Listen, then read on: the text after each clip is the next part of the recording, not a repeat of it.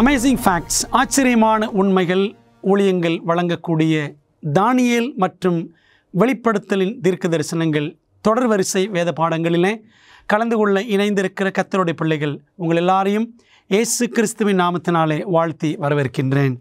இந்த நாளின் பாடத்தை நாம் படிப்பதற்கு முன்பதாக உங்களுக்குரிய இலவச பிரதியை நான் அறிமுகப்படுத்த விரும்புகின்றேன். சரியான நேரத்தில் தீர்க்க தரிசன நியமங்கள் வெளிப்பட்டன என்ற பாடத்தை உங்களுக்கு இலவசமாய் நாங்கள் அனுப்ப காத்திருக்கிறோம். ஆகவே தேவைப்படுகிறவர்கள் எங்களுடைய தொலைபேசி எண்ணில் எங்களை அழைக்கும்படி அன்போடு கேட்டுக்கொள்கிறேன். அல்லது நீங்கள் அதை ஆன்லைன் மூலமாக டவுன்லோட் பண்ண வேண்டும் என்று சொன்னால் அமேசிங் ஃபேக்ட்ஸ் என்ற வெப்சைட்டில் நீங்கள் நுழைந்து இந்த பிரதியை பதிவிறக்கம் செய்து கொள்ளும்படி உங்கள் அன்போடு நான் கேட்டுக்கொள்கின்றேன். அன்பான தேவ பிள்ளைகளே, இந்த நாளுக்குரிய பாடத்தை நாம் படிக்க செல்லலாமா? சரியான நேரத்தில் தீர்க்க தரிசன நியமங்கள் வெளிப்பட்டன. நாம் ஜெபித்து ஆரம்பிக்கலாம். எங்கள் நல்ல பிதாவே, இந்த நாளில் நாங்கள் படிக்க இருக்கிற வேத பாடத்தை உமது சமூகத்தில் வைக்கின்றோம். ஆண்டவர் பரலோகத்திலிருந்து எங்களுக்கு ஒத்தாசை அனுப்பி இந்த சத்தியங்களை விளங்கிக் கொள்வதற்கு எங்களுக்கு பிரகாசமுள்ள மனக்கண்களை தந்தரல வேண்டும் என்று இயேசுவின் நாமத்தில் ஜெபிக்கிறோம் நல்ல பிதாவே, ஆமென். பிரியமான தேவ பிள்ளைகளே, நாம் போன வேத பாடத்தில் ஆசரிப்பு கூடாரம் குறித்து ஒரு பாடத்தை படித்தோம். தேவன் வரைந்த திட்டம் என்ற தலைப்பிலே படித்தோம். அந்த பாடத்தை நாம் மறுபடியும் சுருக்கமாக ஒரு பார்வை பார்த்து விடுவோம். மோசேயை தேவன் சீனாய் மலைக்கு அழைத்தார். அப்படி அழைக்கப்பட்டு தேவ சமூகத்திலே சென்று 40 நாட்கள் என்று 2 முறை தேவனோடு நேரம் செலவழித்த மோசே தேவனிடத்திலிருந்து 10 கட்டளைகளை பெற்றுக்கொண்டார். அவர் 10 கட்டளைகளை மட்டுமல்ல, ஆசரிப்பு கூடாரம் என்று சொல்லக்கூடிய அற்புதமான பரலோக வரைபடத்தையும் பரலோகத்தில் இருக்கக்கூடிய அந்த ஆசரிப்பு கூடாரத்தினுடைய திட்டத்தையும் தேவன் மோசேயினிடத்திலே கொடுத்தார்.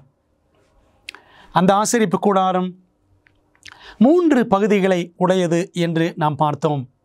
முதலாவது பகுதி பிராகாரம், 2வது பரிசுத்த ஸ்தலம், 3வது மகா பரிசுத்த ஸ்தலம் என்று 3 பகுதிகளால் ஆனது அந்த ஆசரிப்பு கூடாரம். இந்த ஆசரிப்பு கூடாரம் பார்ப்பதற்கு மிகவும் அழகான தங்கம், வெள்ளி, வெண்கலம் போன்ற உலோகங்கள் கலந்த, அது மட்டுமல்ல விதவிதமான மிருகங்களின் தோள்களால் ஆன மூடுதிரைகளால் மூடப்பட்ட ஒரு அருமையான அமைப்பு, தெய்வீக அமைப்பு தான் இந்த ஆசரிப்பு கூடாரம். இந்த ஆசரிப்பு கூடாரத்தை தேவன் எதற்காக கொடுத்தார்? பாவிகள் எப்படி தங்களுடைய பாவங்களிலிருந்து மன்னிப்பு பெற முடியும் என்று அவர்கள் ஏங்கி தவிக்கும் பொழுது அவர்களுக்கு ஆறுதலாக, ஆதரவாக, அவர்களுடைய ஆவிக்குரிய வாழ்க்கைக்கு ஆரோக்கியமாக தேவன் இந்த திட்டத்தை வெளிப்படுத்தினார்.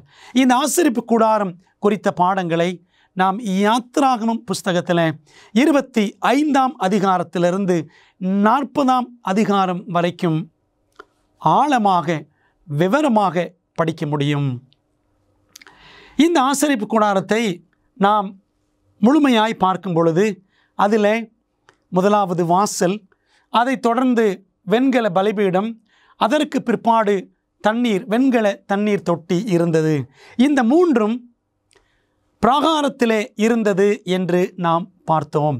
அது மட்டுமல்ல, அப்படியே நாம் நுழைந்து உள்ளே சென்றால் பரிசுத்த ஸ்தலம், ஹோலி பிளேஸ், அங்கே நாம் பார்ப்பது இடது பக்கத்தில் தென் திசையில் 7 கிளைகள் கொண்ட குத்துவிளக்கு, வலது பக்கத்தில் அல்லது வட திசையில் பார்த்தோம் என்று சொன்னால் சமூகத்தப்ப மேஜை, 6 அப்பங்கள் என்று 2 வரிசைகளாக 12 அப்பங்கள் அடுக்கி வைக்கப்பட்ட சமூகத்தப்ப மேஜை. இன்னும் சற்று முன்னோக்கி சென்றால் மேற்கு திசையில் மகா பரிசுத்த ஸ்தலத்தின் திரைக்கு முன்பாக தூபபீடம் இருக்கிறது என்று நாம் கண்டோம். அப்படியே மகா பரிசுத்த ஸ்தலத்தின் திரைக்கு உள்ளே சென்றால் அதனுள்ளே உடன்படிக்கை பெட்டியும் பெட்டிக்கு உள்ளே 10 கற்பனைகளும் அடங்கி இருந்தது என்று நாம் விலாவாரியாக போன பாடத்தில் படித்தோம். தேவாதி தேவன் எதற்காக இப்படி ஒரு ஆசரிப்பு கூடாரம் என்ற திட்டத்தை கொடுத்தார்? பிரியமான தேவ ஜனங்களே, சங்கீதம் 77 வசனம் 13 சொல்லுகிறது, தேவனே உமது வழி பரிசுத்த ஸ்தலத்தில் உள்ளது. நம்முடைய தேவனைப் போல பெரிய தேவன் யார்? தேவனுடைய வழி அது என்ன வழி? ஜனங்கள் பாவத்தில் விழுந்து போனால் அவர்களை இரட்சிக்கக்கூடிய வழிதான் தேவனுடைய வழி. அந்த வழியை இரட்சிப்பின் திட்டம், த பிளான் ஆஃப் சால்வேஷன் என்று வேதம் நமக்கு அழகாக பல இடங்களிலே விவரித்து காண்பிக்கிறது. பிரியமான தேவ பிள்ளைகளே, பாவம் செய்த மனிதர்கள் என்ன செய்ய வேண்டும்? ஆட்டுக்குட்டியை அல்லது காளைகளை கொண்டு வந்து தேவனுடைய குறிக்கப்பட்ட அந்த ஆசரிப்பு கூடாரத்திலே பலி செலுத்த வேண்டும்.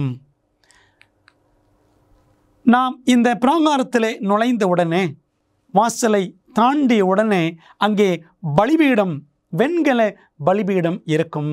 இந்த வெண்கல பலிபீடம் ஆண்டவர் இயேசு கிறிஸ்து மரித்தாரே அந்த சிலுவையை சுட்டி காட்டுகிறது. சிலுவையிலே தேவாட்டு குட்டியாக இயேசு கிறிஸ்து நமக்காக மரித்ததை பலிபீடம் சுட்டி காட்டுகிறது. அதற்கு அடுத்தபடியாக வெண்கல தண்ணீர் தொட்டி, அந்த தொட்டியில்தான் ஆசாரியர்கள் தங்களுடைய கை கால்களை சுத்தம் செய்து கொள்ளுவார்கள். அதை ஸ்நானம் பண்ணுவதற்கு பயன்படுத்துவார்கள். அங்கிருந்து ஆயத்தமாகி சுத்தமாகி பிற்பாடுதான் ஆசரிப்பு கூடாரத்தினுடைய பரிசுத்தமான பணிகளை அவர்கள் செய்ய வேண்டும். தண்ணீர் தொட்டி ஆண்டவர் இயேசு கிறிஸ்துவின் மேல் விசுவாசம் வைப்பதன் மூலமாக நாம் ஞானஸ்நானத்தின் வழியாய் அடையக்கூடிய மறுபிறப்பை சுட்டி காட்டுகிறது. அடுத்தபடியாக பரிசுத்த ஸ்தலத்திற்குள்ளே நாம் நுழையும் பொழுது வலது பக்கத்தில் வடதிசையில் இருக்கக்கூடிய சமூகத்தப்ப மேஜை, ஆண்டவர் இயேசு கிறிஸ்துவே ஜீவ அப்பமாக இருக்கிறார். வானத்திலிருந்து இறங்கி வந்த அப்பம் நானே என்று சொன்னாரே. ஆகவே அந்த சமூகத்தப்ப மேஜையும் அந்த அப்பமும் ஆண்டவர் இயேசு கிறிஸ்துவை அழகாக சுட்டி காட்டுகிறது. ஆசரிப்பு கூடாரத்தின் தென் திசையில், அதாவது இடது பக்கத்தில் 7 கிளைகள் கொண்ட அழகான பொன் குத்து விளக்கு. ஆண்டவர் இயேசு கிறிஸ்து சொன்னார், நானே உலகத்திற்கு ஒளியாயிருக்கிறேன். இயேசு கிறிஸ்து ஒளி என்றால் அந்த விளக்கு ஒளி வீசுவதற்கு எண்ணெய் தேவை. எண்ணெய் பரிசுத்த ஆவியானவரை சுட்டி காட்டுகிறது என்றும் நாம் சொல்லலாம்.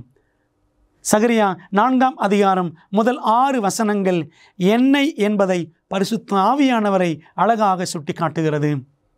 அப்படியே பரிசுத்த ஸ்தலத்திற்குள்ளே இருக்கக்கூடிய இன்னொரு அழகான சித்தி மரத்தால் செய்யப்பட்டு பொன் தகடுகளால் மூடப்பட்ட ஒரு பொருள் எது என்றால் தூபபீடம். தூபபீடம் தேவ ஜனங்களின் ஜெபங்களையும் ஆண்டவர் இயேசு கிறிஸ்து நமக்காக பரிந்து பேசுவதையும் சுட்டி காட்டுகிறது. மகா பரிசுத்த ஸ்தலத்திற்குள்ளே இருக்கக்கூடிய ஒரே ஒரு பொருள் எது என்றால் உடன்படிக்கை பெட்டி, சாட்சியின் பெட்டி என்று அது அழைக்கப்படும். அந்த சாட்சியின் பெட்டி, அதற்கு மேலே இருக்கக்கூடிய 2 தூதர்கள் போன்ற ஒரு அமைப்பை நாம் பார்க்கிறோம். 2 தூதர்கள் சிலை வடிவிலே தங்கத்திலே அங்கே செய்யப்பட்டிருக்கிற ஒரு காட்சி. வேதாகமம் அப்படித்தான் வர்ணிக்கிறது. பொன்னால் செய்யப்பட்ட அந்த உடன்படிக்கை பெட்டியினுடைய மேல் பகுதியை கிருபாசனம் என்று வேதம் அழைக்கிறது. அங்கேதான் அந்த 2 சிலைகளால் ஆன அந்த தூதர்கள் இருக்கிறார்களே, அந்த இடத்தில்தான் தேவ பிரசன்னம் வெளிப்படும். தேவனுடைய ஷெகைனா மகிமை அந்த மகா பரிசுத்த ஸ்தலத்தில்தான் வெளிப்படும். அதே போல நாம் வேதத்திலே பார்ப்போம் என்று சொன்னால், பரலோகத்தின் தேவனும் தேவ தூதர்களுக்கு மத்தியிலே சிங்காசனத்தில் வீற்றிருக்கிறார் என்பதை ஏசாயா 6ஆம் அதிகாரம் முதல் 3 வசனங்களிலே வாசிக்கிறோம். ஆகவே தேவ ராஜ்யத்தில் தேவன் சிங்காசனத்தில் உட்கார்ந்திருக்கிற காட்சிக்கு அடையாளமாகத்தான் இந்த கிருபாசனத்தின் காட்சியை நாம் பார்க்கின்றோம். பிரியமான தேவ பிள்ளைகளே, இவ்வளவு அழகாக இந்த ஆசரிப்பு கூடாரம் மோசேயின் காலத்தில் செய்யப்படும்படி தேவன் கட்டளையிட்டார். அது அப்படியே தொடர்ந்து சாலமோன் அரசனான பொழுது சாலமோன் மிக பிரம்மாண்டமான தேவாலயத்தை தேவனுடைய மகிமைக்காக எருசலேமிலே அவன் கட்டினான். அந்த ஆலயத்தை கட்டும் பொழுது அவ்வளவு பரிசுத்தமாக அந்த ஆலயம் கட்டப்பட்டது. வேதாகமத்தில் நாம் வாசிக்கிறோம். 1 ராஜாக்கள் 6ஆம் அதிகாரம் 7ஆம் வசனத்தில் படித்தோம் என்றால், சாலமோன் கட்டின ஆலயம் கட்டப்படுகையில் அது பணி தீர்ந்து கொண்டு வரப்பட்ட கற்களாலே கட்டப்பட்டது. ஆகையால் அது கட்டப்படுகிற போது சுத்திகள், வாட்சிகள் முதலான எந்த இருப்பு ஆயுதங்களின் சத்தமும் அதிலே கேட்கப்படவில்லை என்று வாசிக்கிறோம். ஆகவே எந்த ஒரு கருவியின் சத்தமும், ஒரு ஒளியின் சத்தமும், சுத்தியல் சத்தமும் எதுவுமே இல்லாமல் ஏற்கனவே ஆயத்தம் பண்ணப்பட்ட கற்களால், பொருட்களால் எருசலேமின் தேவாலயம் சாலமோன் காலத்திலே கட்டப்பட்டது. பிரியமானவர்களே, இவ்வளவு பரிசுத்தமாக மோசேயின் காலத்திலும் சாலமோன் காலத்திலும் விளங்கின ஆசரிப்பு கூடாரம் தேவாலயம், அப்படியே நாம் ஏறக்குறைய 2000 ஆண்டுகளுக்கு முன்பாக இயேசு கிறிஸ்துவின் காலத்திற்கு போய் நாம் பின்னோக்கி திரும்பி பார்க்கும் பொழுது, யோவான் 2ஆம் அதிகாரம் 13 முதல் 17 வரை உள்ள வசனங்களில் நாம் வாசிப்போம் என்றால், ஆண்டவர் இயேசு கிறிஸ்து தேவாலயத்துக்குள்ளே பிரவேசிக்கிறார். அவருடைய ஊழியத்தின் ஆரம்ப காலகட்டத்தில் தேவாலயத்தை சுத்திகரிக்கிறார். ஏனென்று சொன்னால், அந்த காலத்தில் இயேசுவின் நாட்களில் இருந்த யூதர்கள் தேவனுடைய வீட்டை பாழாக்கினார்கள். வாசிக்கிறோம் பாருங்கள், யோவான் 2ஆம் அதிகாரம் 16ஆம் வசனம், இவைகளை இவ்விடத்திலிருந்து எடுத்துக்கொண்டு போங்கள், என் பிதாவின் வீட்டை வியாபார வீடாக்காதிருங்கள் என்றார். என்ன நடந்துச்சு என்று சொன்னால், அந்த காலத்தில் இருந்த யூதர்கள் எல்லாரும் ஆடுகள், மாடுகள், புறாக்கள் எல்லாவற்றையும் விற்பது, வாங்குவது என்று சொல்லி, ஒரு பக்கம் மிருகங்களின் சத்தம், வியாபாரம் செய்யக்கூடிய ஏமாற்றுத்தனமான காரியங்கள் எல்லாம் எருசலேம் தேவாலயத்தில் இயேசுவின் காலத்தில் நடந்தது. இதை கண்ட இரட்சகர் மிகவும் வேதனைப்பட்டு எல்லாரையும் துரத்தினார். ஏனென்று சொன்னால், இயேசுவின் காலத்தில் தேவாலயம் பாழாக்கப்பட்டது. தேவனுக்கு விரோதமாக அது பரிசுத்த குலைச்சல் ஆக்கப்பட்டது. அன்பான தேவ பிள்ளைகளே, ஆண்டவர் இயேசு கிறிஸ்துவின் காலத்தில் மட்டுமா?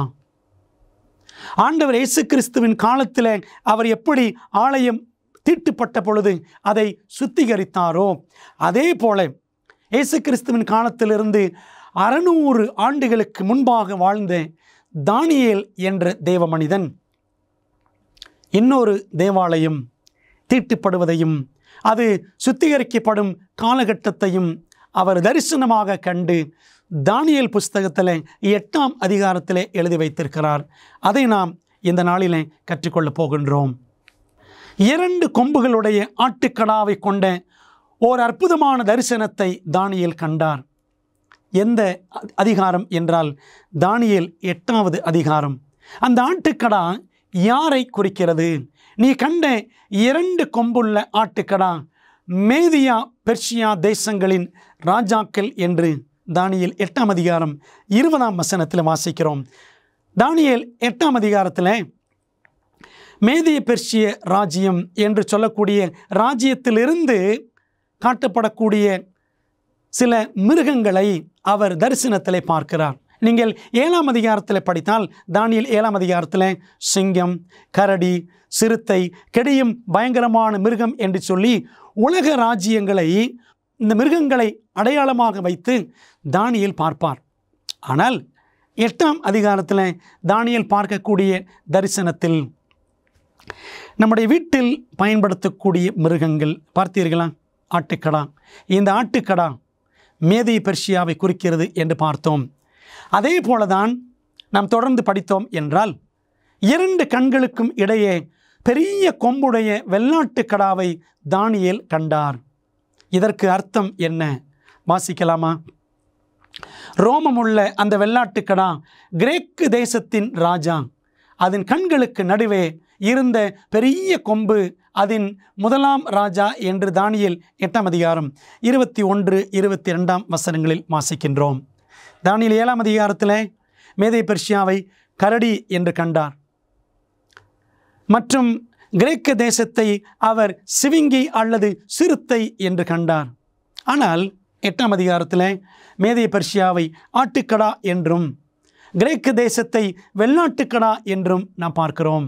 அப்படியானால் 8ஆம் அதிகாரத்தில் ஆண்டவர் ஏன் இப்படிப்பட்ட மென்மையான மிருகங்களை அல்லது பலி செலுத்துவதற்கு ஏதுவான மிருகங்களை காண்பிக்கிறார் என்று சொன்னால், அன்பானவர்களே, 8ஆம் அதிகாரம் ஆசரிப்பு கூடாரத்தோடு சம்பந்தப்பட்ட அதிகாரம். அதனால தான் தேவன் என்ன செய்கிறார், ஆசரிப்பு கூடாரத்திலே பலி செலுத்தப்படக்கூடிய மிருகங்கள் சம்பந்தமாகவே அதை காட்டுகிறார் என்று நாம் பார்க்கிறோம். அந்த வெள்ளாட்டுக்கடா, ரோமமுள்ள வெள்ளாட்டுக்கடா கிரேக்கு தேசத்தின் ராஜா என்று வசனம் சொல்லுகிறது. முதலாம் ராஜா யார்? அந்த ராஜா என்றால் சரித்திரத்தில் படிக்கிறோம், அந்த முதல் கொம்பு பேரரசர் அலெக்சாண்டர் த கிரேட் என்று சரித்திரம் சொல்லுகிறது. கிரேக்க தேசத்தில் அவன்தான் மிகப்பெரிய அரசன். அது முறிந்து போன பின்பு அந்த வெள்ளாட்டுக்கடாவின் கண்களுக்கு நடுவே இருந்த கொம்பு முறிந்து போயிற்று.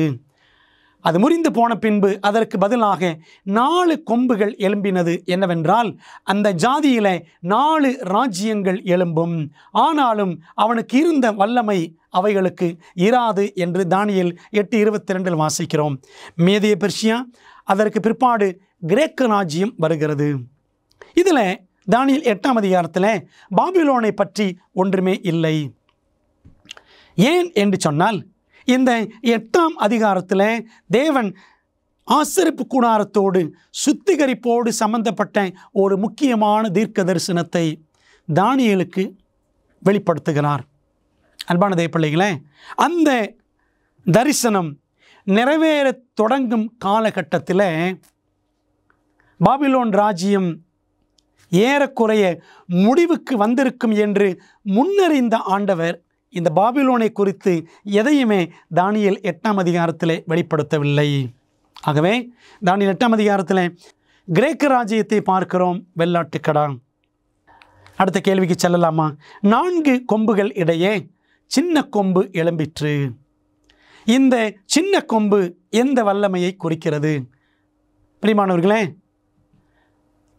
இந்த வெள்ளாட்டுக்கடா அதனுடைய கொம்பு முறிந்தவுடனே, அதாவது அலெக்சாண்டருக்கு பிற்பாடு அவருடைய 4 படை தளபதிகள் என்ன செய்தார்களாம்? கிரேக்க தேசத்தை பங்கு போட்டு கொண்டார்கள்.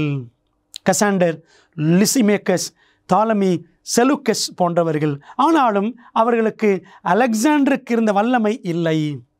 கிரேக்க தேசம் ஏறக்குறைய முடிவடையக்கூடிய அந்த காலகட்டத்தில் அந்த 4 கொம்புகளுக்கு இடையே இருந்து ஒரு சின்னதான கொம்பு எழும்பிற்று. இந்த சின்ன கொம்பு யாரை குறிக்கிறது? அன்பான தேவ பிள்ளைகளே, சரித்திரத்தில் படித்தோம் அப்படின்னா, கிரேக்க ராஜ்யத்துக்கு பிற்பாடு என்ன அரசு தலையெடுத்தது என்றால் ரோமாபுரி சாம்ராஜ்யம்தான் தலையெடுத்தது. தானியேல் 2ஆம் அதிகாரத்தில் நாம் படித்தோம் அல்லவா? தங்கம் பாபிலோன், வெள்ளி மேதே பெர்சியா, வெண்கலம் கிரேக்க ராஜ்யம், அதற்கு அடுத்தபடியாக ரோமாபுரி என்று பார்த்தோம் அல்லவா? அதே போல தானியேல் 7ஆம் அதிகாரத்தில் சிங்கம் பாபிலோன், கரடி மேதிய பெர்சியா, சிவிங்கி கிரேக்க தேசம், கெடியும் பயங்கரமான மிருகம் ரோமாபுரி என்று பார்த்தோம் அல்லவா? அப்படியானால் தானியேல் 8ஆவது அதிகாரத்தில் ஆட்டுக்கடா என்பது மேதிய பெர்சியா என்றால், வெள்ளாட்டுக்கடா என்பது கிரேக்க தேசம் என்றால், பிற்பாடு எழும்பின சின்ன கொம்பு என்பது எதை குறிக்கும்? ரோமாபுரியைத்தான் குறிக்க வேண்டும். அது நிச்சயமாகவே ரோமாபுரியைத்தான் குறிக்கிறது. இன்னும் குறிப்பாக சொல்ல போனால், அந்த சின்ன கொம்பு என்பது அஞ்ஞான Rome, pope Rome, pagan Rome, papal Rome என்ற 2 ரோமையுமே குறிக்கும். அஞ்ஞான ரோம் காலகட்டத்தில் ரோம ராயர்கள், அதாவது ரோமன் சீசர்ஸ் பெரிய அதிகாரிகளாக இருந்தார்கள். போப்பு ரோம் காலத்தில் போப்புமார்கள் பெரிய வல்லமையாக அவர்கள் உருவெடுத்தார்கள். வேதாகமத்தில் அஞ்ஞான ரோமை குறித்து வாசிக்கிறோம். அப்போஸ்தலர் 18:2 யூதர் எல்லாரும் ரோமாபுரியை விட்டு போகும்படி கிளவுதியு ராயன் கிளாடியஸ் சீசர் கட்டளையிட்டபடியினாலே என்று வாசிக்கிறோம். ஆகவே பைபிள் காலத்தில் 1ஆம் நூற்றாண்டில் அஞ்ஞான ரோம் அது ஆட்சியில் இருந்தது என்று நாம் பார்க்கிறோம். இந்த ரோமாபுரி அதைத்தான் சின்ன கொம்பு என்று ஆவியானவர் காட்டுகின்றார். இந்த சின்ன கொம்பை குறித்து இன்னும் விளக்கமாக தானியேல் 7ஆம் அதிகாரத்தில் நாம் படிக்க முடியும். இதோ அந்த கொம்பிலே, சின்ன கொம்பிலே மனுஷ கண்களுக்கு ஒப்பான கண்களும் பெருமையானவைகளை பேசும் வாயும் இருந்தது என்று தானியேல் 7ஆம் அதிகாரம் 8ஆம் வசனத்தில் வாசிக்கிறோம். இந்த சின்ன கொம்பு மனுஷ கண்களுக்கு ஒப்பான கண்கள், பெருமையானவைகளை பேசும் வாயை பெற்றிருந்தது. மட்டுமல்ல, அவன் அந்த சின்ன கொம்பு முந்தினவர்களை பார்க்கிலும், அந்த கிடையும் பயங்கரமான மிருகத்தில் 10 கொம்புகள் இருந்தனவாம். 11ஆவதாக இந்த சின்ன கொம்பு எழும்பி 3 கொம்புகளை, முந்தியிருந்த 3 கொம்புகளை பிடுங்கி போட்டு இந்த கொம்பு பருத்து கொண்டே இருந்தது, பருமனானது என்று தானியேல் 7ஆம் அதிகாரத்தில் வாசிக்கிறோம். அது மட்டுமல்ல, மற்ற கொம்புகளை காட்டிலும் அல்லது மற்ற ராஜ்யங்களை காட்டிலும் அது வித்தியாசமாக செயல்பட்டது என்று தானியேல் 7:24 வாசிக்கிறோம். அது என்னவெல்லாம் செய்தது தெரியுமா? சின்ன கொம்பின் அட்டகாசங்களை படிக்க வேண்டும் என்றால் தானியேல் 7ஆம் அதிகாரத்தையும் 8ஆம் அதிகாரத்தையும் படிக்க வேண்டும். பிரியமானவர்களே, சின்ன கொம்பு என்பது போப்பு மார்க்கம். இந்த மார்க்கம் செய்த எல்லாவித அடாவடித்தனங்களையும் அரசியல் அட்டகாசங்களையும் நாம் சரித்திரத்தில் படிக்கலாம். தீர்க்க தரிசனம் இவை எல்லாவற்றையும் நமக்கு முன்னமே வெளிப்படுத்தி இருக்கிறது. தொடர்ந்து படிப்போமா? சின்ன கொம்பு பரிசுத்த ஸ்தலத்தை கெடுக்கும் என்று தானியேலுக்கு அறிவிக்கப்பட்டது. அன்பானவர்களே, ஆரம்பத்தில் படித்தோம், ஞாபகம் இருக்கிறதா? இயேசு கிறிஸ்துவின் காலத்தில் தேவாலயம் தீட்டுப்படுத்தப்பட்டது. அதே போல சின்ன கொம்பும் செய்யும். அது கிட்டத்தட்ட கிபி 6ஆம் நூற்றாண்டிலிருந்து அது என்ன செய்யுமாம்? பரிசுத்த ஸ்தலத்தை கெடுக்கும் என்பதை தானியேல் முன்னறிவித்திருக்கிறார். பரிசுத்த ஸ்தலம் சுத்திகரிக்கப்பட எவ்வளவு காலம் செல்லும் பாருங்கள். தானியேல் 8ஆம் அதிகாரம் 14ஆம் வசனம், அவன் என்னை நோக்கி 2300 ராப்பகல் செல்லும் வரைக்கும் இருக்கும், பின்பு பரிசுத்த ஸ்தலம் சுத்திகரிக்கப்படும் என்றான் என்று தானியேல் 8ஆம் அதிகாரம் 14ஆம் வசனத்தில் வாசிக்கிறோம். அதாவது இந்த சின்ன கொம்பு என்ன செய்யும் அப்படின்னா, தேவனுடைய ஆலயத்தை அது தீட்டுப்படுத்தும். நீங்கள் தானியேல் புஸ்தகத்தில் 8ஆவது அதிகாரத்தில் நாம் இப்பொழுது படித்து கொண்டிருக்கிறோம் அல்லவா? அந்த 8ஆம் அதிகாரம் வசனம் 11 படித்தோம் என்றால் அது சின்ன கொம்பு சேனையினுடைய அதிபதி பரியந்தம். சேனையின் அதிபதி யார்? இயேசு கிறிஸ்து. அந்த சேனையினுடைய அதிபதி பரியந்தமும் தன்னை உயர்த்தி, அதாவது இயேசு கிறிஸ்துவுக்கு மேலாக, இயேசு கிறிஸ்துவுக்கு நிகராக தன்னை உயர்த்தி அவரிடத்திலிருந்து அன்றாட பலியை நீக்கிற்று, அவருடைய பரிசுத்த ஸ்தானம் தள்ளுண்டது என்று வாசிக்கிறோம். ஆண்டவருடைய பரிசுத்த ஆலயத்தை, அவருடைய பரிசுத்தமான ஊழியத்தை விருதாவாக்கி போடும் அல்லது அர்த்தமற்றதாக மாற்றும் இந்த சின்ன கொம்பு என்பதை நாம் பார்க்கிறோம். இப்படிப்பட்ட தீட்டான காரியங்களை சின்ன கொம்பு செய்து ஆலயத்தை தீட்டுப்படுத்தும். அப்படியானால் இந்த ஆலயத்தை மீண்டும் சுத்திகரிப்பதற்கு எவ்வளவு காலம் ஆகும் என்றால் 2300 ராப்பகல் செல்லும் என்று தானியேல் தரிசனத்திலே தூதர்கள் பேசுவதை அவர் கேட்கிறார். வேதாகம தீர்க்க தரிசனத்தில் வெளிப்படுத்தப்பட்டுள்ளபடி நம்முடைய மோசமான உலகத்திற்கான தேவனின் திட்டத்தை அறிய விரும்புகிறீர்களா? உங்கள் மிகப்பெரிய சவால்களுக்கு நடைமுறையான நம்பகமான தீர்வுகள் வேண்டுமா? ஊக்கமளிக்கும் மற்றும் அறிவூட்டும் ஆச்சரியமூட்டும் உண்மைகள் வேதாகம பாட வழிகாட்டிகள் 27 அழகான வரைகளை மற்றும் நேரடியான பதில்களை புரிந்து கொள்ள எளிதான வகையில் வேதத்தின் அடிப்படையில் சிறப்பான மேலான பாடங்களை வழங்குகின்றது. ஒவ்வொரு ஆய்வு வழிகாட்டியும் உங்கள் வாழ்க்கையின் மிக முக்கியமான உண்மைக்கான பொருத்தமான வேதாகம பதில்களை நோக்கி உங்களை வழிநடத்தும். நான் எப்படி ஆரோக்கியமான ஐக்கியத்தை பெறுவது, இயேசு எப்போது எப்படி மீண்டும் வருவார், மேலும் இப்படி பல கேள்விகளுக்கு உங்கள் எதிர்காலத்தை வாய்ப்பாக விட்டுவிடாதீர்கள். ஆச்சரியமூட்டும் உண்மைகள் வேதாகம பாட வழிகாட்டிகளிடமிருந்து உங்கள் வாழ்க்கையை சத்தியத்துடன் மாற்றுங்கள். ஆங்கிலம், இந்தி, தமிழ் மற்றும் தெலுங்கு மொழிகளில் கிடைக்கிறது. காத்திருக்க வேண்டாம். bookstore.aftv.in என்ற இணையதளம் மூலம் உங்கள் முழுமையான ஆய்வு வழிகாட்டிகளை இன்றே ஆர்டர் செய்யுங்கள். இந்த சின்ன கொம்பின் வல்லமை தேவனுடைய ஜனத்தை உபத்திரவப்படுத்துவதையும் சத்தியத்தை தரையிலே தள்ளி மிதிப்பதையும் கண்ட தானியேல் என்ன கூறினார் பாருங்கள். தானியேலாகி நான் சோர்வடைந்து சில நாள் வியாதிப்பட்டிருந்தேன். பின்பு நான் எழுந்திருந்து ராஜாவின் வேலையை செய்தேன், ஒருவரும் அதை அறியவில்லை. இந்த சின்ன கொம்பு உன்னதமானுடைய பரிசுத்தமான்களை ஒடுக்கியது என்று தானியேல் 7:25 வாசிக்கிறோம். அதாவது 42 மாதம் என்று நாம் வெளிப்படுத்தல் 13ஆம் அதிகாரத்தில் படித்தோம் அல்லவா. ஆகவே தேவ ஜனங்களை எதிர்த்து அவர்களை ஒடுக்கி அவர்களுக்கு எதிராக இந்த சின்ன கொம்பு யுத்தம் பண்ணியது. அன்பானவர்களே, தானியேல் ஏற்கனவே அவருடைய ஜனங்களோடு கூட பாபிலோனில் கைதியாக அவரும் இருக்கிறார் 70 ஆண்டுகள். என்னுடைய ஜனம், தேவ ஜனம் விடுவிக்கப்பட்டு மீண்டும் எருசலேமுக்கு செல்ல வேண்டும் என்று தானியேல் காத்திருந்தார். இப்படிப்பட்ட காலகட்டத்தில் தான் இந்த 2300 ராப்பகல் தரிசனம் என்ற ஒரு தரிசனத்தை தானியேல் பார்க்கும்படி தேவன் செய்கிறார். அப்போ தானியேலுக்கு என்ன கவலை அப்படின்னா, ஆண்டவரே இப்படி காலம் கூடிக்கொண்டே போகிறதே, 2300 ராப்பகல் எனக்கு ஒன்றும் விளங்கவில்லையே. உம்முடைய ஜனமாகிய இஸ்ரவேல் ஜனங்கள் விடுவிக்கப்பட்டு எருசலேமுக்கு போவார்களோ போக மாட்டார்களோ, தேவ ஜனங்கள் உபத்திரவங்களை இன்னும் சந்தித்து இங்கேதான் பாபிலோனிலே தான் இருப்பார்களோ என்று கலங்கின தானியேல். வேதம் சொல்கிறது, அவர் வியாதிப்பட்டாராம். சில நாள் வியாதிப்பட்டிருந்தேன், சோர்வடைந்து வியாதிப்பட்டிருந்தேன் என்று அவர் சொல்லுகிறார். தானியேல் 8ஆம் அதிகாரம் 27ஆம் வசனத்தில் வாசிக்கிறோம். இப்படி அவர் கலங்கி சுமார் 13 ஆண்டுகள் இந்த 2300 ராப்பகல் தரிசனம் என்றால் என்ன என்பதை குறித்து அவர் குழம்பிக் கொண்டே இருந்திருந்ததாக சரித்திரம் நமக்கு தெரியப்படுத்துகிறது.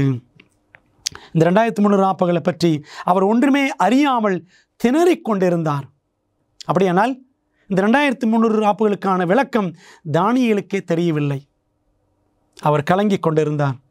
இதற்கான பதில் எங்கே இருக்கிறது? 8ஆம் அதிகாரத்தில் பதில் இல்லை. 9ஆம் அதிகாரத்துக்கு நாம் செல்ல வேண்டும். பாருங்கள், தானியேல் 9:23 அந்த 9ஆம் அதிகாரம் முழுக்க நாம் படித்தோம் என்று சொன்னால், உபவாசத்தோடு கூட தானியேல் ஜெபிக்கிறார். ஆண்டவரே, உம்முடைய ஜனம் இஸ்ரவேல் ஜனம் விடுவிக்கப்பட வேண்டும் என்று அவர் பாரத்தோடு உபவாசித்து ஜெபிக்கிறார். அப்படி ஜெபிக்கும் பொழுது 23ஆம் வசனத்தில் வாசிக்கிறோம், கேப்ரியேல் தூதன் பறந்து வருகிறான். 8ஆம் அதிகாரத்தில் வந்த அதே தூதன் 9ஆம் அதிகாரத்திலும் வெளிப்படுகிறான். நீ மிகவும் பிரியமானவன், ஆதலால் நீ வேண்டிக் கொள்ள தொடங்கின போதே கட்டளை வெளிப்பட்டது, நான் அதை அறிவிக்க வந்தேன் என்று கேப்ரியேல் தானியேலை பார்த்து சொல்லுகிறார்.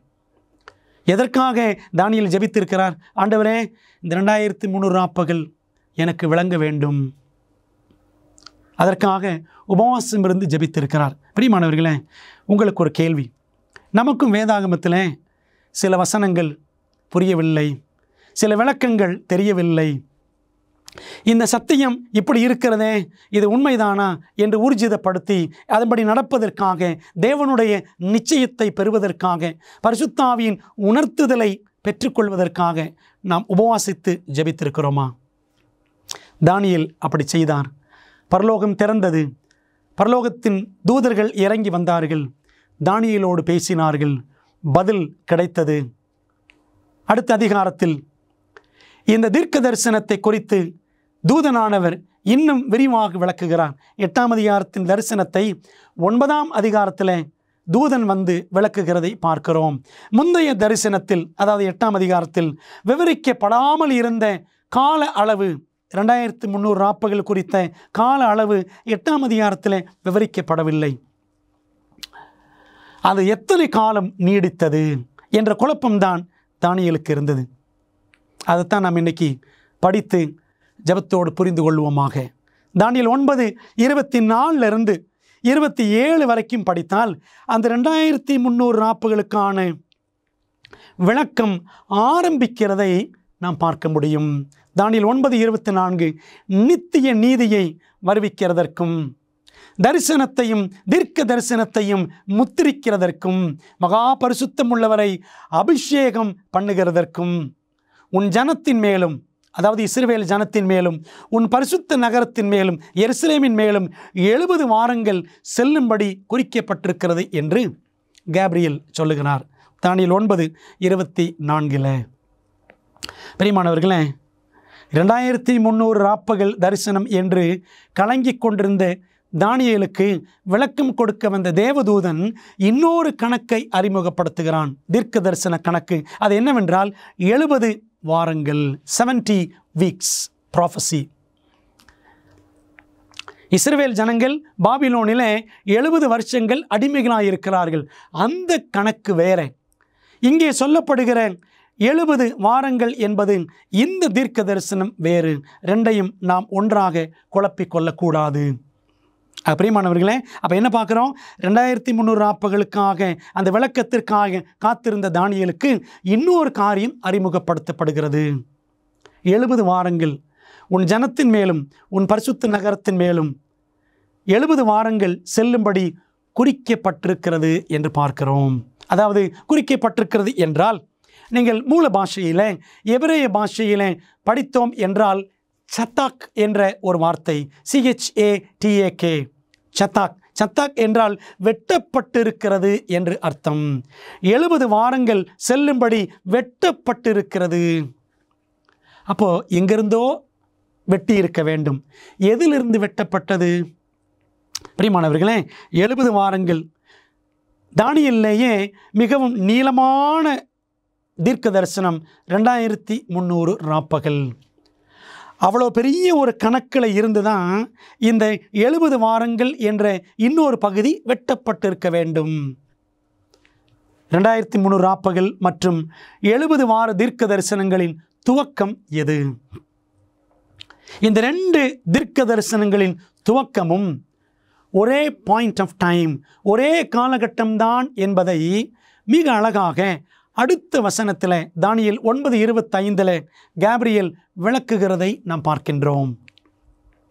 இப்போதும் நீ அறிந்து கொள்ள வேண்டியது என்னவென்றால், எருசலேமை திரும்ப எடுப்பித்து கட்டுகிறதற்கான கட்டளை வெளிப்படுவது முதல் பிரபுவாகிய மேசியா இயேசு கிறிஸ்து வருமட்டும் 7 வாரமும் 62 வாரமும் செல்லும் என்று தானியேல் 9:25 வாசிக்கிறோம். பிரியமானவர்களே, எப்போ அந்த ஸ்டார்டிங் பாயிண்ட் ஆஃப் டைம், அந்த காலகட்டம் எப்போ தொடங்குது என்று சொன்னால், 2300 ராப்பகலின் ஆரம்பம் 70 வாரங்கள். 70 வாரங்கள் என்பதை, ஒரு வாரம் என்றால் 7 நாட்கள், 70 × 7 490 வருஷங்கள்.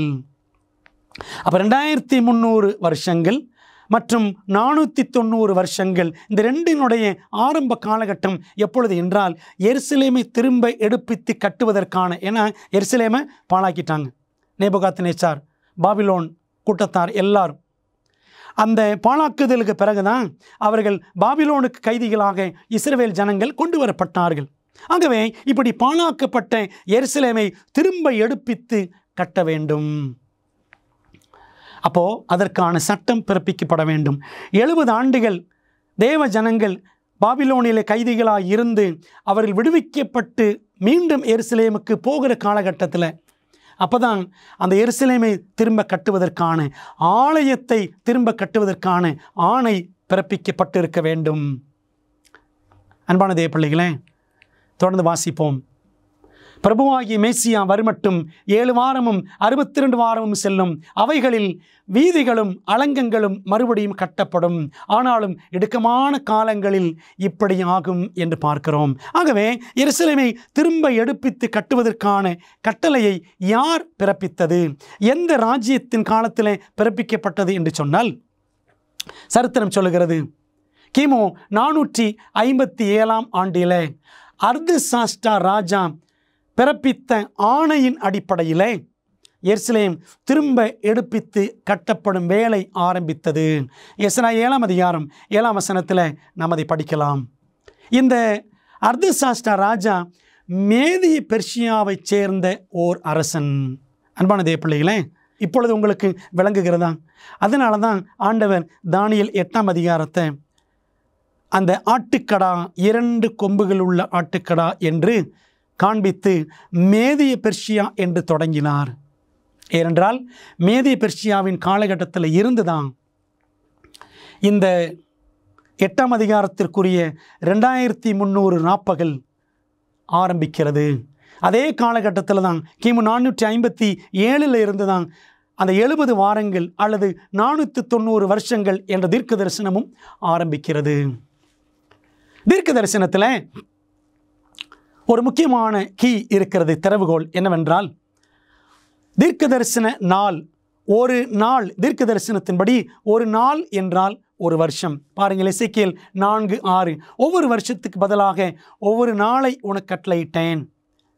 என்னாகமம் 14:34, ஒவ்வொரு நாள் ஒவ்வொரு வருஷமாக கணக்கிட வேண்டும் என்று தேவன் சொன்னார். அதனால தான் 2300 ரா பகல்னா ஒரு நாள், 2300 நாட்கள் என்றால் 2300 வருஷங்கள், 70 வாரங்கள் என்றால் 490 நாட்கள், அதாவது தீர்க்க தரிசனத்தின்படி 490 வருஷங்கள். அன்பான தேவ பிள்ளைகளே, 490 வருஷங்களை ஆண்டவர் எருசலேமுக்கும் யூதாவின் ஜனங்களுக்கும் கிருபையின் காலமாக கொடுத்தார். நீங்கள் கிபி 457 இருந்து 69 வாரங்களை எண்ணினால் மேசியாவிடம் வந்து சேருவீர்கள் என்று தூதன் கூறினான். இது நிறைவேறியதா? பாருங்கள், வேதாமத்தில் வாசிக்கிறோம். யோவான் ஞானஸ்நானத்தை குறித்து பிரசங்கித்த பின்பு நசரேனாகிய இயேசுவை தேவன் பரிசுத்தாவியினாலும் வல்லமையினாலும் அபிஷேகம் பண்ணினார் என்று அப்போஸ்தலர் 10:37-38 ஆகிய வசனங்களில் வாசிக்கிறோம். அதாவது கிமு 457 இருந்து 69 வாரங்களை நீங்கள் தாண்டி வந்தால், அதாவது 69 தீர்க்க தரிசன வாரங்கள் என்பது 69 × 7 483 ஆண்டுகள். கிமு 457 இருந்து 483 ஆண்டுகள் தாண்டி வந்த பிற்பாடு மேசியா அபிஷேகம் பண்ணப்படுவார். ஆண்டவர் இயேசு கிறிஸ்து தான் மேசியா. ஆகவே அவர் பரிசுத்தாவியினால் நிரப்பப்படுவார். இது எப்பொழுது நடந்தது? யோர்தானிலே யோவான் ஸ்நானன் மூலமாக இயேசு கிறிஸ்து ஞான ஸ்நானம் பெற்ற பொழுது இது நிறைவேறியது. தீர்க்கதரிசியின் மூலமாக கர்த்தராலே உரைக்கப்பட்டது நிறைவேறும்படி இதெல்லாம் நடந்தது என்று மத்தேயு 1:22 வாசிக்கிறோம். அன்பான தேவ பிள்ளைகளே, அவன் இதோ ஒரு கன்னிகை கர்ப்பவதியாகி ஒரு குமாரனை பெறுவாள், அவருக்கு இம்மானுவேல் என்று பெயரிடுவார்கள் என்று சொன்னான். இம்மானுவேல் என்பதற்கு தேவன் நம்மோடு இருக்கிறார் என்று அர்த்தமாம். மத்தேயு 1:23. ஆண்டவர் இயேசு கிறிஸ்துவை குறித்து ஏற்கனவே சொல்லப்பட்ட தீர்க்க தரிசனங்கள் அப்படியே அவருடைய வாழ்க்கையில் நிறைவேறியது. 1ஆம் நூற்றாண்டின் ஆரம்பத்தில் இயேசுவின் வாழ்க்கையில் நிறைவேறியது. அதில் ஒரு முக்கியமான இன்னொன்று தான் அவர் பிறப்பை குறித்து ஏசாயா சொன்னார். அவருடைய ஞான ஸ்நானம் அபிஷேகம் பண்ணப்படுதலை குறித்து தானியேல் சொல்லியிருக்கிறார். தானியேல் 9:24 மகா பரிசுத்தம் உள்ளவரை அபிஷேகம் பண்ணுகிறதற்கும். அன்பான தேவ பிள்ளைகளே, இந்த அட்டவணையை பாருங்கள். மேசியா இயேசுவின் 70 வார தீர்க்க தரிசனம்.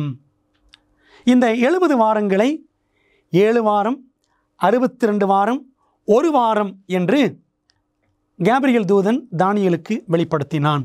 பாருங்கள், இந்த 7 வாரமும் 62 வாரமும் சென்ற பிற்பாடு மேசியா அவர் அபிஷேகம் பண்ணப்படுவார். அதாவது அந்த எருசலேமை கட்டுவதற்கான ஆணை பிறப்பிக்கப்பட்ட ஆண்டு கிமு 457.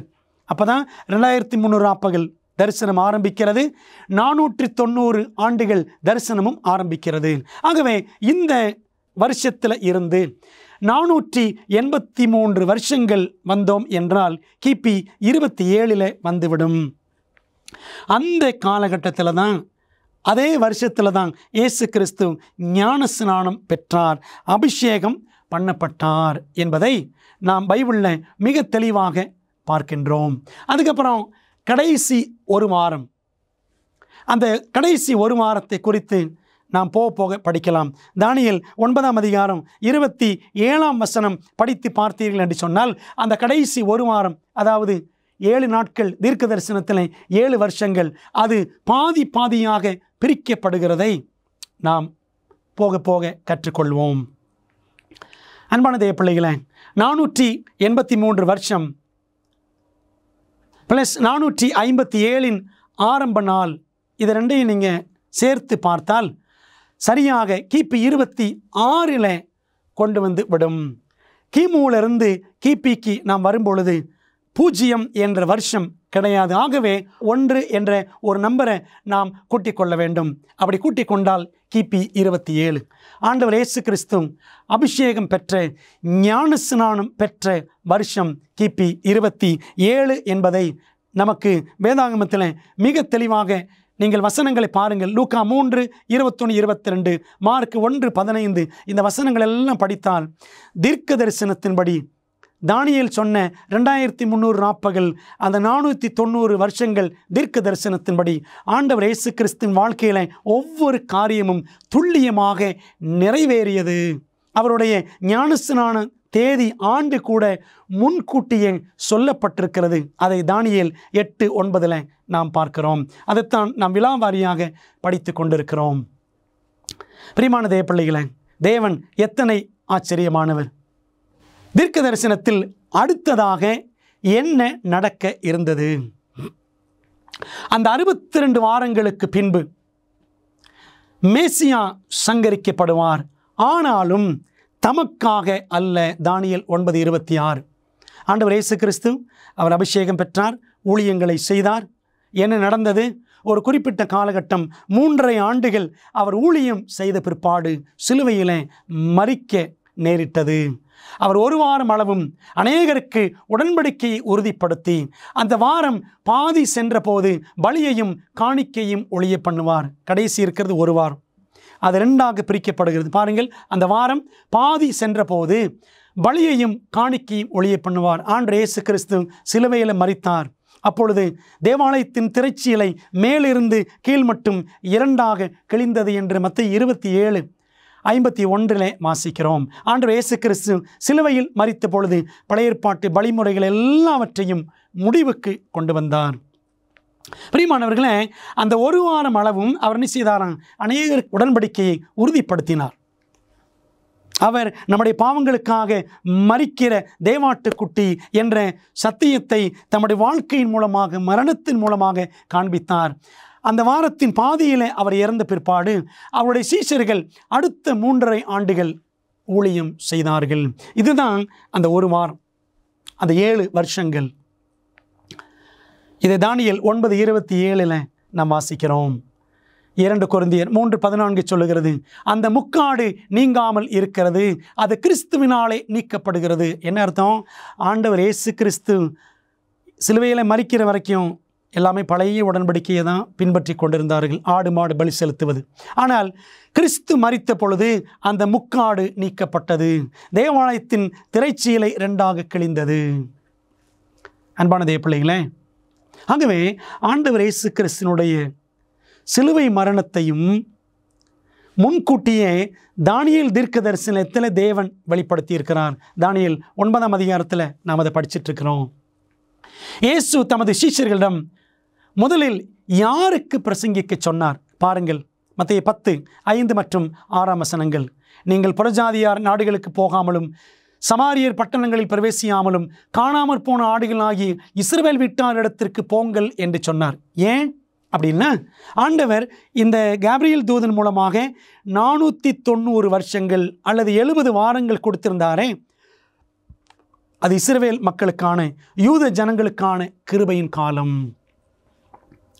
அப்போது அந்த கிருபையின் காலத்தில் பாருங்கள், இன்னும் அவங்களுக்கு எத்தனை வருஷம் இருக்குது? இன்னும் 3.5 வருஷம் இருக்குது. 69 வாரங்கள் முடிந்தது. மேசியா ஞானஸ்நானம் பெற்றார். அதுக்கப்புறம் 1 வாரம், அதில் 3.5 ஆண்டுகள் கழிந்த பிற்பாடு இயேசு கிறிஸ்து மரித்தார். கிபி 31 மரிக்கிறார். இன்னும் 3.5 ஆண்டுகள் இருக்கின்றன. அந்த காலகட்டம் இன்னும் அவர்களுக்கு கிருபையின் காலமாக யூதர்களுக்கு இருந்தபடியினாலே, அதனால இயேசு சொன்னார், நீங்கள் போய் என்ன பண்ணுங்க, முதல்ல இஸ்ரவேல் வீட்டாரிடத்திற்கு போங்கள், அவர்கள்தான் காணாமற் போன ஆடுகள். மேசியாவான இயேசுவை விசுவாசியாதவர்கள், அவர்களிடத்தில் நீங்கள் போய் பிரசங்கியுங்கள் என்று அதனால தான் இயேசு சொன்னார். அன்பானவர்களே, தேர்ந்தெடுக்கப்பட்ட தம்முடைய ஜனத்துக்கு இயேசு கொடுத்த எச்சரிப்பு என்ன தெரியுமா? வாசிக்கிறோம், ஆகையால் தேவனுடைய ராஜ்யம் உங்களிடத்திலிருந்து நீக்கப்பட்டு. யூத ஜனங்கள் ஆண்டவர் இயேசு கிறிஸ்துவை அவர்கள் விசுவாசிக்கவில்லை, அவரை ஏற்றுக்கொள்ளவில்லை. மேசியா வந்து விட்டார், ஆனால் அவர்களோ மேசியா இனிமேல்தான் வருவார் என்று காத்திருந்தார்கள். அவர்கள் ஆண்டவருக்கென்று கனி கொடுக்கவில்லை. அதனால தான் ஆண்டவர் சொல்லுகிறாரு, தேவனுடைய ராஜ்யம் உங்களிடத்திலிருந்து நீக்கப்பட்டு அதற்கேற்ற கனிகளை தருகிற ஜனங்களுக்கு கொடுக்கப்படும் என்று இயேசுவானவர் எச்சரித்தார். மத்தேயு 21:43 வாசிக்கிறோம். தம்மால் தெரிந்தெடுக்கப்பட்ட ஜனமாகும் என்று இயேசு கூறிய அந்த வேறொரு தேசம் எது? உங்களிடத்திலிருந்து அந்த ராஜ்யம் வேறொரு தேசத்திற்கு போகும் என்று சொன்னாரே, அந்த ராஜ்யம் யார்? அப்போ என்ன பார்க்குறோன்னா, யூதர்களுக்கான கிருபையின் காலம் முடிய போகிறது என்று யூதனாக வந்த இயேசுவே சொன்னார். இது எத்தனை வேதனையான செய்தி!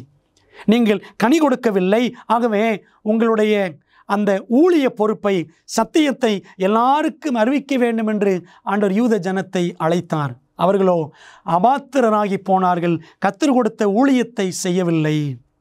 அப்போ ஆண்டவர் வேறொரு ஜனத்துக்கு கொடுக்கப்படும் அந்த ஊழிய ஸ்லாக்கியம் என்றார்.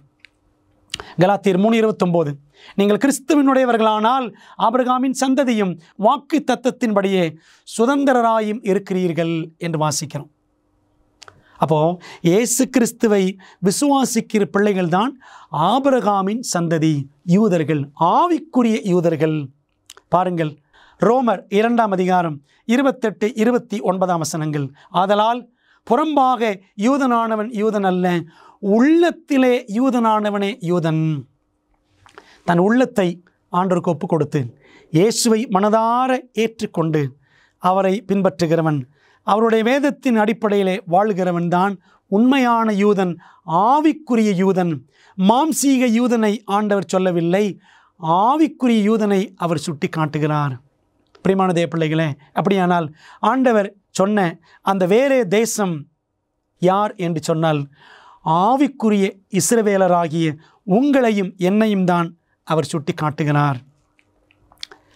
இந்த 70 வார தீர்க்க தரிசனத்தை இன்னொரு முறை சுருக்கமாக பார்க்கலாமா? மேசியா இயேசுவின் 70 வார தீர்க்க தரிசனம், 70 வாரங்கள் அல்லது 490 வருஷங்கள் யூத ஜனத்திற்கான கிருபையின் காலம் என்று காபிரியேல் வெளிப்படுத்துகிறார். 2300 ராப்பகளை தானியேலுக்கு விளக்க வந்த கேப்ரியேல் தூதன் இன்னொரு கணக்கை வெளிப்படுத்துகிறார். எருசலேமை திரும்ப எடுப்பித்து கட்டுவதற்கான ஆணை கிமு 457 மேதிய பெர்ஷியாவின் அரசனான அர்தசாஷ்டா வெளியிடுகிறான். அதிலிருந்து 69 வாரங்கள் சென்ற பிற்பாடு 483 வருடங்கள் கழித்து கிபி 27 இயேசு கிறிஸ்து அபிஷேகம் பண்ணப்பட்டார், ஞானஸ்நானம் பெற்றார். பிற்பாடு அந்த 70 வாரங்களிலே ஒரே ஒரு வாரம் இருக்கிறது. கிபி 27 சுமார் 3.5 ஆண்டுகள் அந்த வாரத்தினுடைய ஒரு பாதி. 3.5 ஆண்டுகள் ஊழியம் செய்த இயேசு கிறிஸ்து கிபி 31 அவர் மரிக்கிறார் சிலுவையில். மீண்டும் அந்த 70 வாரத்தில் கடைசியாக ஒரே ஒரு பாதி இருக்கிறது. என்னவென்றால் 3.5 வருஷங்கள். அந்த 70 வாரங்களின் கடைசி ஒரு வாரத்தில் மறுபாதி, இந்த 3 ஆண்டுகளும் ஆண்டவர் இயேசு கிறிஸ்துவினுடைய சீஷர்கள் அவர் உயிர்த்தெழுந்து பரமேறி சென்ற பிற்பாடு ஊழியத்தை செய்தார்கள். இஸ்ரவேல் குடும்பத்தார் எல்லாருக்கும் சத்தியத்தை அறிவித்தார்கள். ஆனால் யூத ஜனங்களோ இன்னும் ஆண்டவர் இயேசு கிறிஸ்துவை ஏற்றுக்கொள்ளாமல் அவரை குறித்து சத்தியத்தை எடுத்துச் சொன்ன ஸ்தேவானை கல்லெறிந்து கொன்றார்கள். கிபி 34ஆம் வருஷத்தில் ஸ்தேவான் கல்லெறிந்து கொல்லப்பட்டார் என்று அப்போஸ்தலர் 7ஆம் அதிகாரத்தில் நாம் வாசிக்கிறோம். கிபி 34ஆம் ஆண்டில் யூதர்களுக்கான கிருபையின் காலம் முடிவடைந்தது. அதிலிருந்து சுவிசேஷம் புறஜாதியாருக்கு ஆண்டு சொன்னாரே, நீங்கள் கனி கொடுக்கவில்லை என்றால் தேவனுடைய ராஜ்யம் உங்களிடத்திலிருந்து நீக்கப்பட்டு கனி கொடுக்கிற வேறே தேசத்திடம் தரப்படும் என்று சொன்னாரே. ஆகவே சுவிசேஷம் புறஜாதியாருக்கு செல்ல ஆரம்பித்த ஆண்டு கிபி 34. பிரியமானவர்களே, நீங்கள் வேதாகம சரித்திரத்தில் படித்து பாருங்கள். ஸ்தேவான் கல்லெறியப்பட்டது சரியாக கிபி 34ஆம் வருஷத்தில். பவுல் மனம் திரும்பி சவுல் என்ற நிலையில் இருந்தவன் அவன் பவுலாக மாறி புறஜாதியாரிடம் புறஜாதிகளுக்கு அப்போஸ்தலனாக அவனை தெரிந்து கொண்டேன் என்று ஆண்டவர் சொன்னார் அல்லவா? நீங்கள் கலாத்தியர் 2ஆம் அதிகாரம் படித்து பாருங்கள். பவுல் புறஜாதிகளுக்கு அப்போஸ்தலன். அப்போஸ்தலர் 13ஆம் அதிகாரத்தை படித்து பாருங்கள். இது முதல் நாங்கள் புறஜாதியாரிடத்திற்கு போகிறோம் என்று பவுலும் பர்னபாவும் சொன்னார்கள். இதெல்லாம் எப்போ நடக்குதுன்னா கிபி 34 அதுக்கு பிற்பாடு. அன்பான தேவ பிள்ளைகளே, தானியேலிடம் பேசின தூதனுடைய வார்த்தையின்படி 2300 வருடத்தின் முடிவில் என்ன சம்பவிக்கும்? ஆகவே கிமு 457 கிபி 34 வரைக்கும் 490 ஆண்டுகள் முடிந்துவிட்டன. 2300 வருஷங்களில் மீதி இருக்கிற காலகட்டம் எவ்வளோன்னு பார்த்தீங்கன்னா, நாம் பார்த்தோம் அல்லவா, மீதி 1810 வருடங்கள் இருக்க வேண்டும். அந்த காலகட்டத்தில் தான் சுவிசேஷம் புறஜாதியார் எல்லாருக்கும் போகிறது. பாருங்கள், 2300 வருடம் முடிந்த பிற்பாடு கிபி 34 1810 ஆண்டுகளை கூட்டினால் 1844 வரும். பாருங்கள், அவன் என்னை நோக்கி 2300 ராப்பகல் செல்லும் வரைக்கும் இருக்கும், பின்பு பரிசுத்த ஸ்தலம் சுத்திகரிக்கப்படும் என்றான். தானியேல் 8:14. 2300 வருஷம் கிமு 457 தொடங்கி கிபி 1844 வரைக்கும் செல்லுகிறது. இந்த 2 ஆண்டுகளையும் நீங்கள் கூட்டி பார்த்தால் 2300 வருஷம் என்ற கணக்கு கிடைக்கும். கிபி என்று வரும்பொழுது ஒரு ஆண்டை நாம் அட்ஜஸ்ட் பண்ண வேண்டும். அன்பான தேவ பிள்ளைகளே, ஆகவே இந்த 2300 ஆண்டுகள் கடந்த பிற்பாடு, முடிந்த பிற்பாடு பரிசுத்த ஸ்தலம் சுத்திகரிக்கப்படும். அந்த பரிசுத்த ஸ்தல சுத்திகரிப்பு என்னவென்றால், ஆண்டவர் இயேசு கிறிஸ்து ஆரம்பிக்கக்கூடிய முதல் கட்ட நியாய தீர்ப்பை சுட்டி காட்டுகிறது. முதல் கட்ட நியாய தீர்ப்பில் என்ன காரியம் பரீட்சிக்கப்படும் மற்றும் எதன் அடிப்படையில் எல்லாரும் நியாயம் தீர்க்கப்படுவார்கள். பரிசுத்த ஸ்தல சுத்திகரிப்பு என்பது நியாய தீர்ப்பின் ஆரம்பத்தை சுட்டி காட்டுகிறது. பாருங்கள், வெளிப்படுத்தல் 20:12 அப்பொழுது அந்த புஸ்தகங்களில் எழுதப்பட்டவைகளின்படியே மரித்தோர் தங்கள் தங்கள் கிரியைகளுக்கு தக்கதாக நியாய தீர்ப்படைந்தார்கள். பிரசங்கி 12:14 ஒவ்வொரு கிரியையும் அந்தரங்கமான ஒவ்வொரு காரியத்தையும் நன்மையானாலும் தீமையானாலும் தேவன் நியாயத்தில் கொண்டு வருவார் என்று பிரசங்கி 12:14 வாசிக்கிறோம். பரிசுத்த ஸ்தல சுத்திகரிப்பு தேவனுடைய நியாய தீர்ப்பின் ஆரம்ப காட்சிகளை நமக்கு விளக்குகிறது. தானியேல் 8ஆம் அதிகாரத்தினுடைய பரிசுத்த ஸ்தல சுத்திகரிப்பும் 7ஆம் அதிகாரம் 9-10 வரக்கூடிய அந்த நியாய தீர்ப்பின் காட்சியும் இரண்டும் ஒத்து போகிறது. ஆகவே பரிசுத்த ஸ்தல சுத்திகரிப்பு என்பது பரலோகத்தில் ஆண்டுடைய வருகைக்கு முன்பாக ஆரம்பிக்கிற நியாய தீர்ப்பை சுட்டி காட்டுகிறது. அந்த நியாய தீர்ப்பு கிபி 1844ஆம் ஆண்டில் ஆரம்பித்தது. பிரியமானவர்களே, எதன் அடிப்படையில் தேவன் நியாயம் தீர்க்கிறார்? யாக்கோபு 2:12 வாசிக்கிறோம். ஆண்டவர் தம்முடைய கட்டளைகளின் அடிப்படையில் 10 கட்டளைகளின் அடிப்படையில் நியாயம் தீர்ப்பார் என்று யாக்கோபு 2:12 நாம் வாசிக்கிறோம். பிரியமான தேவப்பிள்ளைகளே, இப்பொழுது பரலோகத்தில் நியாய தீர்ப்பு நடந்து கொண்டிருக்கிறது. நியாய தீர்ப்பில் தேவன் என்னை குற்றஞ்சாட்டுபவராக இருப்பாரா? இல்லை. நம்ம எப்பொழுதுமே குற்றஞ்சாட்டுகிறவன் யார் என்று சொன்னால் சாத்தான். வெளிப்படுத்தல் 12:9 பாருங்க. சாத்தான் தான் நம்ம எப்பொழுதுமே குற்றம் சுமத்துகிறவன், மோசம் போக்குகிறவன்.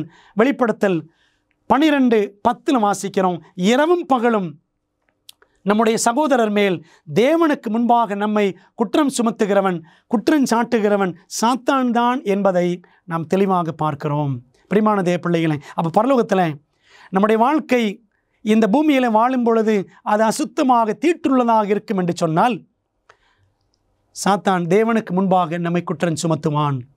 அன்பானவர்களே, வருகைக்கு முன்னான நியாய தீர்ப்பை நாம் தனியாக சந்திக்க வேண்டுமா? பயப்பட வேண்டுமா? இல்லை. என் பிள்ளைகளே, நீங்கள் பாவம் செய்யாதபடிக்கு இவைகளை உங்களுக்கு எழுதுகிறேன். ஒருவன் பாவம் செய்வானானால் நீதிபரனாய் இருக்கிற இயேசு கிறிஸ்து நமக்காக பரலோகத்தில் மகா பரிசுத்த ஸ்தலத்தில் பிதாவின் சமூகத்தில் பரிந்து பேசுகிறவராய் இருக்கிறார். 1 யோவான் 2:1. அன்பான தேவ ஜனங்களே, என் பிள்ளைகளே, அந்த வசனம் முழுமையாக எப்படி முடிகிறது பாருங்கள். ஒருவன் பாவம் செய்வானானால் நீதிபரனாயிருக்கிற இயேசு கிறிஸ்து நமக்காக பிதாவினிடத்தில் பரிந்து பேசுகிறவராய் இருக்கிறார். ஆகவே ஆண்டவர் இயேசு கிறிஸ்து எனது வக்கீலாக இருக்கிறார். அவர் எனது நியாயாதிபதியாய் இருக்கிறார். அவர் இயேசு நமது உண்மையும் சத்தியமும் உள்ள சாட்சியாக இருக்கிறார். அன்பான தேவப்பிள்ளைகளே, 1844 ஆண்டிலே பரலோக சுத்திகரிப்பு ஆரம்பித்து விட்டது. இந்த சத்தியங்கள் எல்லாவற்றையும், வேதாகமத்தின் மகத்துவங்கள் எல்லாவற்றையும் கத்தோலிக்க மார்க்கம் மறைத்து போட்டது. 1798 ஆண்டில் அந்த கத்தோலிக்க மார்க்கம் முடிவுக்கு வந்தது. அதற்கு பின்னான காலகட்டத்தில் தான் இந்த பரிசுத்த ஸ்தல சுத்திகரிப்பு ஆரம்பமாகும் என்பதை தானியேல் 8:14 வெளிப்படுத்துகிறது. பிரியமானவர்களே, ஆகவே இப்பொழுது நமக்காக ஆண்டவர் இயேசு கிறிஸ்து பரலோகத்தில் பரிந்து பேசிக் கொண்டிருக்கிறார். நியாய தீர்ப்பில் இயேசு நமது வழக்கறிஞராக இருந்தால் அவர் உங்கள் வழக்கையும் என் வழக்கையும் வெற்றி பெற வாதாடுவார். ஆகவே நீங்கள் உங்கள் வாழ்க்கையை திருப்பி அவரை நோக்கி செல்ல தீர்மானிப்பீர்களா? நம்முடைய வாழ்க்கையை இயேசுவானவர் ஆட்கொள்ள வேண்டும் என்று நம்மை அர்ப்பணித்து ஜெபிக்கலாமா? நல்ல பிதாவே, இந்த நாளிலே நீர் கொடுத்த சத்தியத்திற்காக உமக்கு நன்றி. இயேசு எங்களுக்காக பரலோகத்தில் ஆரம்பித்து நிகழ்த்தி கொண்டிருக்கிற நியாய தீர்ப்பு சீக்கிரமாய் முடிவுக்கு வரப்போகிறது. இயேசு எங்களுக்காக பரிந்து பேசுகிற வக்கீலாக, நியாயாதிபதியாக இருக்கிறார் என்பதற்காக ஆண்டவருக்கு நன்றி சொல்லி இந்த நியாய தீர்ப்பின் செய்தியை உணர்ந்து நியாய தீர்ப்பின் காலகட்டத்தில் இருக்கிறோம் என்பதை புரிந்து நமக்கு மகிமையாய் வாழ உதவி செய்யும். இயேசுவின் நாமத்தில் ஜெபிக்கிறோம் நல்ல பிதாவே, ஆமென். அன்பானவர்களே, இந்த சத்தியத்தை இன்னும் ஆழமாக படியுங்கள், அநேகரோடு பகிர்ந்து கொள்ளுங்கள். தேவன் உங்களை ஆசீர்வதிப்பார். ஆமென்.